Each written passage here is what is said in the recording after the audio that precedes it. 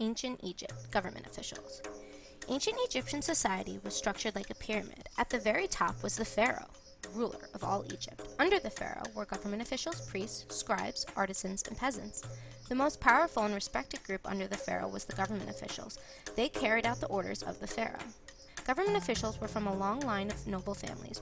Usually they were part of the pharaoh's family or had inherited their positions from their upper-class noble families. Government officials were very wealthy. This made them very powerful and influential. Sometimes a trusted servant could take the position if they earned the respect of other nobles through hard work and loyalty.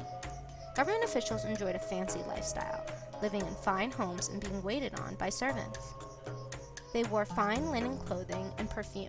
Women wore ropes of beads, lipstick, eyeliner, and even painted their nails.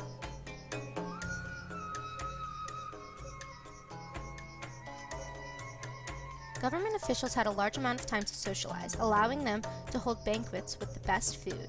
They had a variety of meats, such as roasted ducks, geese, pigeon, quail, antelope, wild sheep, and goats. Many of these meats we still eat today, although they are not what is usually served for dinner. Government officials also had other food choices, including figs, dates, grapes, coconuts, bread, cake, honey, and wine and beer. When guests came to eat these delicious meals, they offered the host of the banquet blessings, wishing them the greatest of riches. Servants, who were mostly women, waited on guests as they sat and ate with their fingers. Important guests were given chairs with high backs, while other guests were provided with stools or cushions to sit on. They would eat and socialize all night, enjoying their luxurious lifestyles.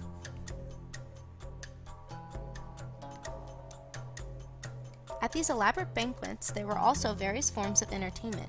Dancers, acrobats, and musicians all performed. Musicians played rattles, harps, flutes, and a guitar-like instrument called a lute. Enjoying these banquets was one of the finer luxuries government officials experienced, much finer than any social class. There were three kinds of government officials: the vizier, the chief treasurer, and the general of the armies. The vizier was given the most power under the pharaoh. The vizier carried out the orders of the pharaoh and was the pharaoh's advisor. The vizier helped to define and carry out the pharaoh's commands, making sure that the social pyramid stayed in order. The vizier received several reports daily about what was happening everywhere in Egypt. At the end of the day, the vizier provided a summary to the pharaoh. The vizier also has the power to choose and supervise the other government officials, making sure that only the best could carry out the orders for the pharaoh. The vizier served as a kind of judge, as he was expected to be neutral in disputes and provide a fair trial for all, even peasants and slaves. The chief treasurer was responsible for the wealth of the government. The main job of the chief treasurer was to collect taxes. Egyptians paid taxes with goods instead of money, such as silver, beer, cloth, cows, and grain. If people could not pay their taxes, they were punished and fined. The general of armies was second in command, under the pharaoh, in Egyptian military. In times of war, he advised the pharaoh in ways to protect borders from invaders and how to create alliances with other kingdoms. The armies had weapons consisting of horse-drawn chariots, bows and arrows, spears, swords, and shields. The life of a government official in Egyptian society was luxurious. They received the best clothing, food, and homes. They were the most trusted advisors to the pharaoh and had a great deal of power.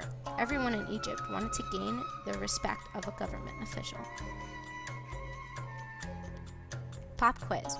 Write your answer on the piece of paper at your table. When you are done, wait for your group members to finish and compare your answers.